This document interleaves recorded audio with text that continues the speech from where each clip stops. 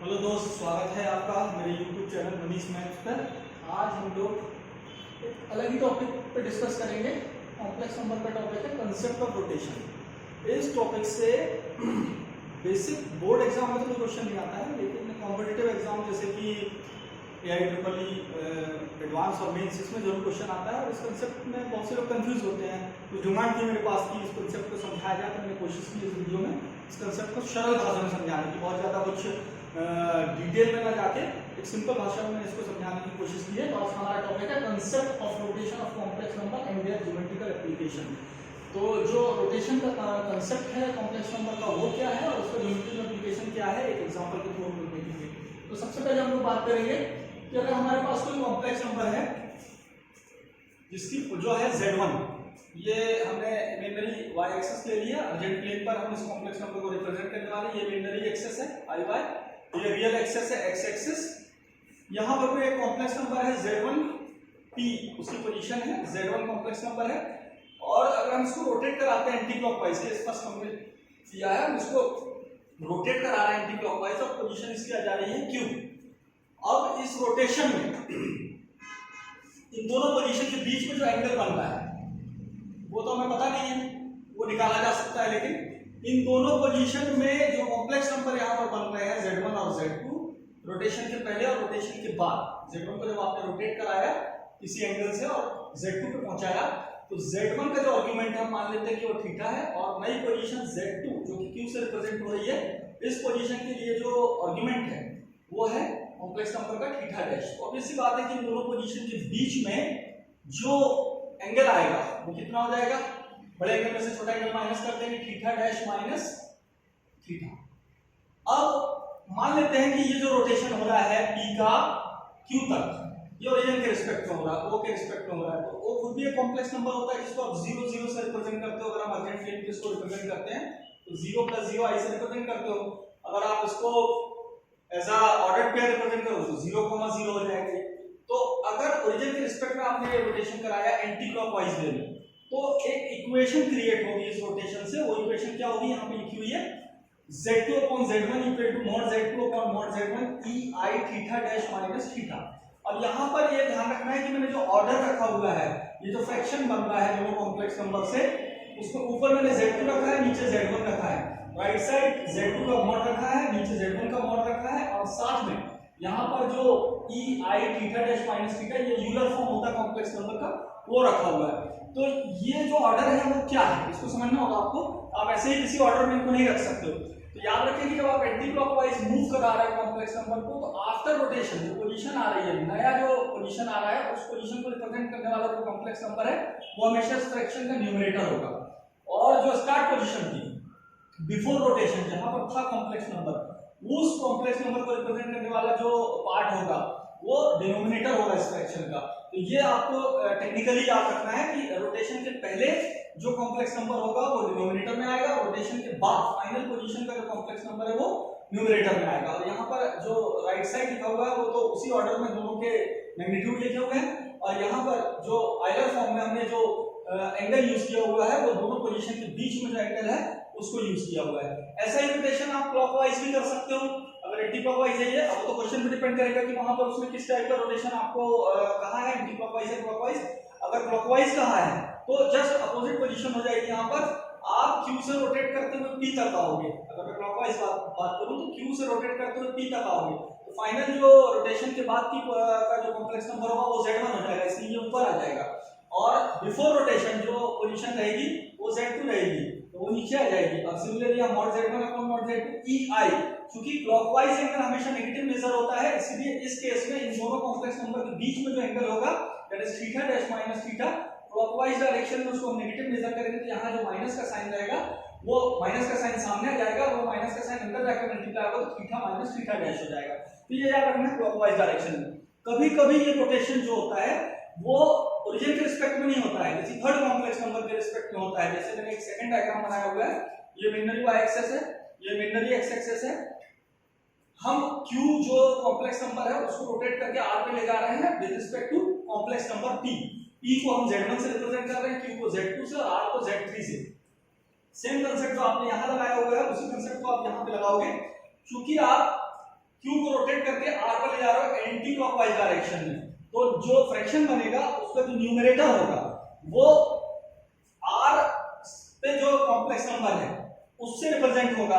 लेकिन चूंकि यहां पर ओरिजिन था तो QO फाइनल जो हमारा कॉम्प्लेक्स नंबर जो एक लाइन सेगमेंट आ रहा था OQ, उसको रिप्रेजेंट करने के लिए हमें Z2 माइनस 0 ये लेना होता था, क्योंकि 0 0 जो कॉम्प्लेक्स नंबर है उसकी पोजीशन जो होती है वो 0 होती है। तो Z2 माइनस 0, तो हमने 0 यहां लिखा नहीं था, एक्चुअली ये Z2 माइनस 0 था और ये Z1 माइनस 0 था। लेकिन यहां पर चूंकि कॉम्प्लेक्स नंबर जो है वो 0 0 नहीं है, जिसके अबाउट आप रोटेशन करा रहे हो वो 0 0 नहीं है, वो Z1 है। तो जो फाइनल पोजीशन वाला जो कॉम्प्लेक्स नंबर बनेगा Rp वो होगा Z3 माइनस Z1, और जो रोटेशन के पहले कॉम्प्लेक्स नंबर था Q, उसकी पोजीशन P के रिस्पेक्ट में अगर आप इस लाइन सेगमेंट को देखें QP को, तो वो होगी Z2 माइनस Z1। इस तरह से फाइनल पोजीशन वाली जो लाइन सेगमेंट आ रही है Rp वो रिप्रेजेंट करेगी Z3 माइनस Z1 को, न्यूमरेटर क्रिएट करेगी फ्रैक्शन का, और जो डिनोमिनेटर है वो रोटेशन के पहले जो हमारा लाइन सेगमेंट है QP उसको रिप्रेजेंट करने वाला कॉम्प्लेक्स नंबर होगा Z2 minus Z1। Right side इसी कांसेप्ट को अगर हम यूज करें तो न्यूमरेटर का मैग्नीट्यूड डिवाइड बाय डिनोमिनेटर का मैग्नीट्यूड इनटू EI, इन दोनों के बीच में जो एंगल होगा, यहां मैंने अल्फा सपोज किया हुआ है तो वो हो जाएगा अल्फा। अगर हम इसी रोटेशन को एंटी क्लॉकवाइज में लेके क्लॉकवाइज लेते हैं, तो क्लॉकवाइज लेने का मतलब है कि जिस डायरेक्शन में घड़ी घूमती है, घड़ी का कांटा घूमता है, ये होता है क्लॉकवाइज डायरेक्शन, और इसका उल्टा कर देते तो ये हो जाता है एंटी क्लॉकवाइज डायरेक्शन। तो अभी मैंने एंटी क्लॉकवाइज डायरेक्शन में ये रोटेशन लिया था और एक इक्वेशन क्रिएट की थी। अगर मैं इसको क्लॉकवाइज लेता हूं, मतलब यहां से बाहर से लेकर इस तरफ तक, तो अभी हम Q को R की तरफ ही मूव करा रहे हैं अबाउट P, तो ऊपर वही रहेगा Z3 माइनस Z1, नीचे Z2 माइनस Z1, और आउटर साइड जो एंगल क्रिएट होगा दोनों पोजीशन के बीच का, वो अंदर वाले एंगल का रिफ्लेक्स हो जाएगा। कंप्लीट एंगल 360 होता है, तो बाहर जो एंगल होगा क्लॉकवाइज डायरेक्शन में वो हो जाएगा 2 माइनस अल्फा, और क्लॉकवाइज डायरेक्शन में एंगल का जो साइन होता है वो नेगेटिव ले लेते हैं हम लोग, इसलिए इसको हम ले लेंगे minus of I 2 minus alpha, यहां पर दोनों पोजीशन का मैग्नीट्यूड आ जाएगा। तो चार इक्वेशन आपको याद रखनी है। अगर ओरिजिन के रिस्पेक्ट में एंटी क्लॉकवाइज डायरेक्शन में अगर रोटेशन होता है तो फाइनल रिजल्ट ये मिलता है, क्लॉकवाइज डायरेक्शन में अगर रोटेशन होता है तो फाइनल रिजल्ट ये सेकंड इक्वेशन से मिलेगा, और अगर किसी थर्ड नंबर के अबाउट रोटेशन होता है तो एंटी क्लॉकवाइज डायरेक्शन में, तो जो इक्वेशन मिलेगी वो थर्ड इक्वेशन मिलेगी। और फोर्थ केस जो है, अगर क्लॉकवाइज डायरेक्शन में किसी थर्ड नंबर से अबाउट दो नंबर मूव कर रहे हैं या एक नंबर मूव होकर दूसरे नंबर पर पहुंच रहा है, तो जो पोजीशन बनेगी या इक्वेशन बनेगी वो फोर्थ इक्वेशन होगी। अब इनका यूज जब आपको क्वेश्चन में करना है तो वो कैसे करना है वो मैं समझा रहा हूं। ये क्वेश्चन में आपको बता रहा हूं कैसे सॉल्व करते हैं हम इन सारे कांसेप्ट को यूज करके, ज्योमेट्रिकल एप्लीकेशन से कैसे सॉल्व करते हैं क्वेश्चन को, ये समझाने वाला हूं। मान लीजिए कि आपके पास दो कॉम्प्लेक्स नंबर है। एक कॉम्प्लेक्स नंबर है T, जिसको हम रिप्रेजेंट कर रहे हैं A, I। एक पहला नंबर है हमारे पास Z1, जिसे हम रिप्रेजेंट कर रहे हैं A प्लस I से, और दूसरा एक नंबर है Z2, इसको हम रिप्रेजेंट कर रहे हैं 1 प्लस BI से, -1 प्लस BI से सपोज टू बी। अब मान लीजिए कि Z1 जो है वो एंटी क्लॉकवाइज डायरेक्शन में मूव होकर Z2 तक पहुंच रहा है, हम ऐसा मान लेते हैं। तो अगर हम इसको डायग्राम से देखें तो कैसे देखेगा ये समझ लीजिए Z1 है। Z1 को मैंने फर्स्ट क्वाड्रेंट में क्यों बनाया है? अच्छा, यहाँ ये भी हम बोल देते हैं कि जो A और B ये दोनों पॉजिटिव रियल नंबर्स हैं। आपको A B को फाइंड करना है। Find A B full question लिख रहा हूं मैं, find A and B if triangle OAB is an equilateral triangle, ये क्वेश्चन है। और क्वेश्चन का जो मीनिंग है वो ये है कि if Z1 rotate up to Z2 anti-clockwise में, एंटी-क्लॉकवाइज डायरेक्शन। अगर आपके पास दो कॉम्प्लेक्स नंबर है Z1 और Z2, Z1 को आप A प्लस I से रिप्रेजेंट कर रहे हो, Z2 को -1 प्लस BI से रिप्रेजेंट कर रहे हो, A और B दोनों जो है पॉजिटिव रियल नंबर है। अगर आप Z1 को एंटी-क्लॉकवाइज डायरेक्शन में Z2 तक मूव कराते हो अबाउट ओरिजिन, और उससे ट्रायंगल फॉर्म होता है, वो ट्रायंगल इक्विलैटरल ट्रायंगल है, तो आपको A और B की वैल्यू फाइंड करना है। तो यहाँ पर हम लोग अगर इसका डायग्राम बनाते हैं, तो डायग्राम को थोड़ा सा मैं नीचे बना देता हूँ क्योंकि ऊपर क्वेश्चन लिखा हुआ है। डायग्राम अगर हम लोग बनाते हैं, डायग्राम कैसे दिखाई देगा पहले देख लें, और फिर उसके बाद इस कांसेप्ट को लगाएंगे जो हमने अभी तक पढ़ा है। मान लीजिए कि हम पहले Z1 को रिप्रेजेंट करना चाहते हैं और फिर Z2 को रिप्रेजेंट करना चाहते हैं। तो चार क्वाड्रेंट होते हैं हमारे पास। First quadrant, second quadrant, third quadrant और फोर्थ क्वाड्रेंट, तो आपने पढ़ा हुआ है कॉम्प्लेक्स नंबर। ए और बी दोनों पॉजिटिव रियल नंबर है, इसका मतलब जो फर्स्ट नंबर है z1, अगर हम उसकी बात करें वो फर्स्ट क्वाड्रेंट में आएगा क्योंकि रियल और इमेजिनरी पार्ट दोनों पॉजिटिव है। तो मान लेते हैं कि z1 यहां पर है a प्लस आई, ओरिजिन के रिस्पेक्ट में इसकी पोजीशन ये। अब हमने की, अब हम इसको मूव करा रहे हैं इसको, और मूव करा के जो हमारा दूसरा नंबर है z2 वहां तक पहुंचा रहे हैं -1 प्लस bi। ऑब्वियस सी बात है b तो पॉजिटिव है, इमेजिनरी पार्ट पॉजिटिव है, रियल पार्ट नेगेटिव है, तो ये सेकंड क्वाड्रेंट में आ जाएगा। मान लीजिए ये यहां पहुंच जाता है सेकंड पार्ट में, यहां q, और ये है q के जो रिप्रेजेंट करने वाला नंबर है, या z2 जिसको हम बोल रहे हैं, वो है -1 प्लस bi। ये जो ट्रायंगल बन रहा है आपका OPQ, ये एक इक्विलैटरल ट्रायंगल है। एंटी क्लॉकवाइज डायरेक्शन में आपने p को q तक मूव कराया है, तो ऑब्वियस सी बात है कि यहां एंगल बनेगा, तो कितना हो जाएगा, थोड़ा सा दिमाग लगाओ। इक्विलैटरल ट्रायंगल में सारे एंगल जो होते हैं सेम होते हैं, 60 डिग्री के होते हैं, मतलब ये एंगल हो जाएगा π/3। अब आपको AB की वैल्यू पता लगानी है, तो आप केवल एंटी क्लॉकवाइज डायरेक्शन में अगर हम एक नंबर को दूसरे नंबर तक रोटेट कराते हैं ओरिजिन के रिस्पेक्ट में, तो जो इक्वेशन क्रिएट होती है वो क्या होती है, by the concept of rotation of complex number about origin anti clockwise in anti clockwise direction.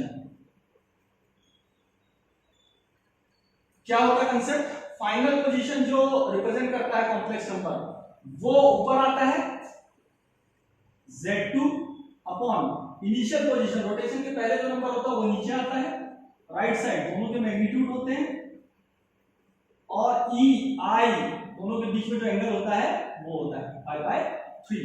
अब ऑब्वियस सी बात है कि जो z2 है वो आपके पास पहले से है, कितना है, -1 प्लस bi, यहां रख दिया हमने, z1 a plus i mod z2 mod z1। mod z2 का मतलब होगा OP की लेंथ और mod z2 का मतलब होगा OQ की लेंथ, क्योंकि ये इक्विलैटरल ट्रायंगल है और आप जानते हो कि इक्विलैटरल ट्रायंगल में तीनों साइड इक्वल होती हैं, तो z2 और z1 कैंसिल हो जाएंगे, दोनों सेम रहेंगे।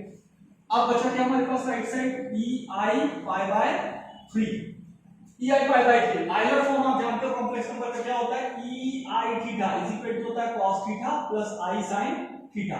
क्योंकि यहाँ थीटा की वैल्यू 60 डिग्री है, तो हम लोग क्या रख देंगे यहाँ पे थीटा की प्लेस पे 60 डिग्री, cos 60 होता है 1/2, sin 60 होता है √3/2, दैट इज ei π/3 के कॉम्प्लेक्स नंबर हो जाएगा, जो कि हो जाएगा ½ प्लस √3/2i।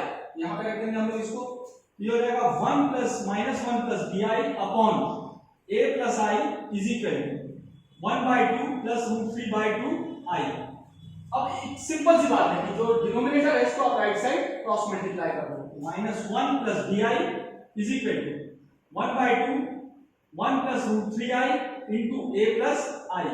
ये जो 2 है इसको लेफ्ट साइड मल्टीप्लाई कर दो, क्या आ जाएगा, -2 plus 2bi is equal to, इन दोनों को आपस में मल्टीप्लाई कर दो, दोनों ब्रैकेट को ओपन कर दो, सिंपल सा है, आइडेंटिटी लगा के a plus i plus a √3i plus √3i square. तो अभी क्या आएगा हमारे पास, -2 plus 2bi is equal to a minus √3, because i square -1 होता है इसलिए पूरा रियल पार्ट बन जाएगा, और इमेजिनरी पार्ट ये i है दोनों में, तो i कॉमन ले लेंगे, 1 प्लस a √3। अब दो कॉम्प्लेक्स नंबर अगर इक्वल हो जाते हैं, इक्वलिटी का कांसेप्ट आपने पढ़ा है, दो कॉम्प्लेक्स नंबर अगर इक्वल है तो आप इमेजिनरी और रियल पार्ट को अलग-अलग कंपेयर कर सकते हो।